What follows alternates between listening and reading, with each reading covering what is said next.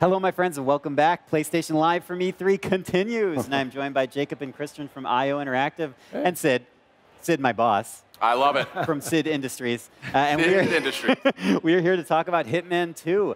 Gentlemen, welcome to the program. Thank you. Thank you very much. Really good to have you guys here. I know you traveled far for this. Yes. Just for us and no one else. Precisely. Jacob, we have a lot to talk about. Yeah. Tell me a little bit about, let's dive right in. What was your core philosophy and the core goal with this next season of Hitman? Well, for me, it was very important that we kind of built on all the stuff we learned in the previous game, and then continue evolving that, continue with these immense hyper-detailed sandboxes where you have so much freedom to complete your mission the way you want it to. That's always the core of the Hitman DNA, player freedom, and like, make this your own mission.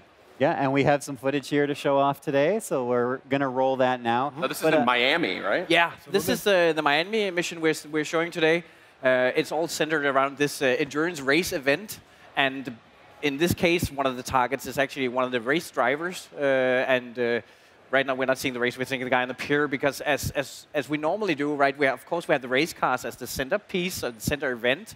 But we construct so many other scenes and things all surrounding this area. And this is the water side and kind of next to the racetrack we see here.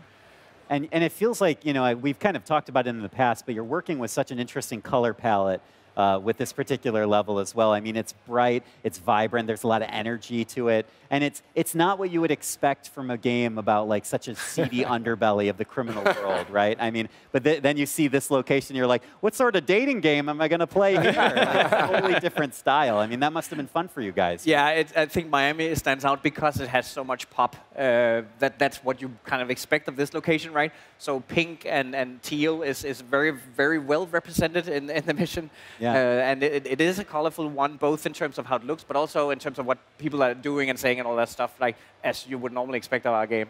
So the first season of Hitman launched in 2016, right? To critical acclaim and to fan acclaim as well. I'm curious what sort of lessons you guys learned and what key learnings you had from the whole run of the first season and all the content that you distributed afterwards that you're kind of bringing and incorporating into this. Well, first of all, we've looked quite a lot on what people are doing in the game and how are they playing and how are they kind of approaching the different problems in the game. So on one part of this, we have how do we design the missions and how do we make them better? How do we present the problems better to the player and all that stuff? And then we had the entire live tail end with the escalations, the elusive contracts, the ones that were present for a short amount of time and then disappeared. We've taken kind of a lot of experience in from that, and that's all being incorporated in how we built this new title. I also think just watching Hitman 2 coming into existence is also watching a team that has sort of come through building the entire previous Hitman game, where we were bringing back a formula that actually hadn't been in the game for almost a decade. So this time around, it feels like just watching Miami, for instance, if we had said to ourselves back then, we're going to build a huge Miami location, and on top of it, we're going to do an endurance race, and one of your targets is the driver. It would have been impossible back then. But it's a testament to just how much the team has grown as well, that we are able to do an incredible level like this time around. This is your employee review right now. Yeah, live on stage. Yes. Tell me a little bit about how the mechanics have changed for this next season and kind of some of the more technical aspects that you're bringing to the series. First of all, a lot of things has happened underneath the hood. Systems have been kind of revised and updated and improved. Most notably, I think that we can point at the crowds, where in the previous game, the crowds didn't really help you as a player, and now you can as 47 he can blend into the crowd. So if you get into trouble, you can dip into the puddle of people, and then the guards will search the crowd and try to find you, and then you kind of have a game of cat and mouse evolving out of the systemics. On top of that, we have a new feature called Picture-in-Picture, which kind of helps you communicate what's going on in the level. So in case you didn't clean up proper and there's a body that's been found, we will show you what body has been found. On top of that, we use that for intel. So when Diana has information for you, or when you get spotted by security cameras, then we show that to you. So you get this, even though you're meddling about in the back of the kitchen, then you still get a sense that, okay, there's actually lots of things happening outside of the area I'm currently in. Did that pose a technical challenge to the team to kind of give visibility in multiple locations to the player? I think that was actually the tricky part, right? How can we render 2 locations at the same time? Right. But they really, you did it. They deliver, and now it's really awesome. Can't wait to kind of people to play around with it and see, you know, you get a lot of information. But then there's also kind of I think one of the biggest fan favorites, and that's the sniper suitcase is coming back now.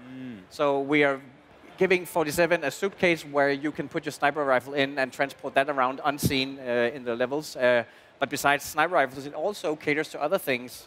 And as you know, as with guns, if an unattended suitcase is found, it will be removed and placed somewhere. So you have to be careful where you kind of put it as well. Can't just leave it lying around. No. So Hitman is sort of the ultimate emergent game, right? There are so many things you can do. You can be so insanely creative in how you take out, you know, your target. So I'm curious how you guys philosophically are approaching Hitman 2 in terms of, you know, are you broadening the scope further still? Are you getting more sort of specific and zooming in? Tell me a little bit about your approach. Well, I think that first of all, when we think about these targets, right, then we need to we give them a life, we give them something to do. They have tons of story that they want to tell, so you can kind of get to know them very, very well and how they fit with the backstory of the mission. But in terms of how you get to them, then of course we have a race, and she's racing. That of course, okay, so the race cars, they need to crash and so on. But at some point she leaves the car, and then there are even more opportunities for you to get to this. So I think it's a fine balance of giving the players as many tools as we possibly can, as well as creating the big centerpiece, because we want you to be able to kind of figure out on your own what is my preferred way of dealing with this problem. And oh, sorry, go ahead. Just to your point with the emergent game, I mean, we're showcasing Miami obviously right now, and we're trying to indicate to obviously the audience how many different ways there are of doing it. But I think what's wonderful is that we know that once it's in the hands of our gamers, they will do stuff that we never imagined, and it's always true. I mean, we've come to know, obviously, that it's a fact that they will find ways, but even in one back then, there's so much just people sharing these crazy things where we go like, we didn't even know you could do that, because a lot of our game mechanics are very systemic. You know, water will interact with electricity, you know, fuel with fire, and so on and so forth. And even how you manipulate the AI. So there are simply it's almost like a butterfly effect, what you do. And we have no way of actually knowing what it's going to end up with. What's the most creative way of taking out the target that you've seen so far internally? Ooh. Oh, I think one of my favorites is the one where they place, I think it's an axe, they place on a remote bomb, a breaching charge, and then go upstairs and stand on the balcony and then detonate the charge and then sends the axe flying up and catches it midair. And all of that is just, it's like we have not designed this, right? That's physics and the interaction system that handles all of that. And that's where, you know, we see this and go like, did that just happen? Yes. So I think if we can get the more moments like that, we can help facilitate the better, right? So the game is relying heavily on all these systems, right? The guards picking up guns and all that stuff. We've seen people do crazy chain reactions, you know, like a Rube Goldberg contraption of small explosions that then eventually kills the target. But the whole trick is also getting the target in the right position. So you had to kind of go in and do a lot of footwork, and then in the end go back out, and then one bullet sets off the entire chain of events. And that's why we say, okay, wow, you win. That's what makes Hitman so special, right? It gives it such a huge following. And I think it's just this. What you talk about as well reminds me of we had this. There was way back. We do these elusive targets that are, you know, once in a lifetime targets that come, and you have this one shot at going for them, which is a pretty intense moment.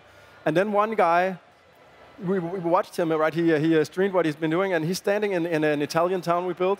He's shooting a pistol at a window a few times. He seems oddly like sloppy, pew, pew, and then all of a sudden, target killed, silent assassin, and he leaves the level with no witnesses, and we're like, what on earth is going on here? So we actually deconstructed it with this guy. So what he did was, there was this guy walking around a mansion. He has 2 bodyguards, so obviously you need to get rid of those.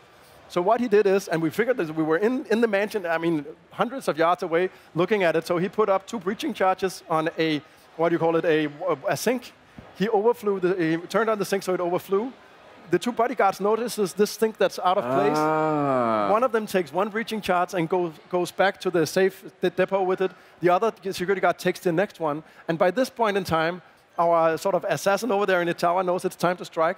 So what he has done is he's placed, as you talked about, a daisy chain of explosives that goes from the chimney up on the other floor and then down to the area with the sink. Unreal. Yeah. And he shoots a few times to hit that explosive and then goes, and then the target dies alone. Took them all out. Yes. Took them all out. And we were like, we couldn't even describe what that was. And I think Please give that player a medal. You should absolutely.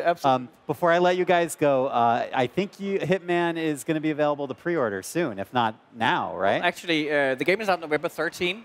And if you pre-order now, then you get access to the new game mode called Sniper Assassin, which is a sniper experience. And for the first time in the franchise, we also introduce a co-op game mode. So you can play Sniper Assassin with a friend. So co-op sniping. Very nice. Available Thank you so much, guys. So Jacob, Christian, Sid, Yeah. it's great having you guys to talk about Hitman, the next season of Hitman coming November, correct? Yeah, November 13th. 13th. Yes. Gentlemen, thank you for being on the program with us. Thank you for having So us. appreciate it, and thank you everyone for watching. We have much more coming up from PlayStation Live from E3. Stay with us. PlayStation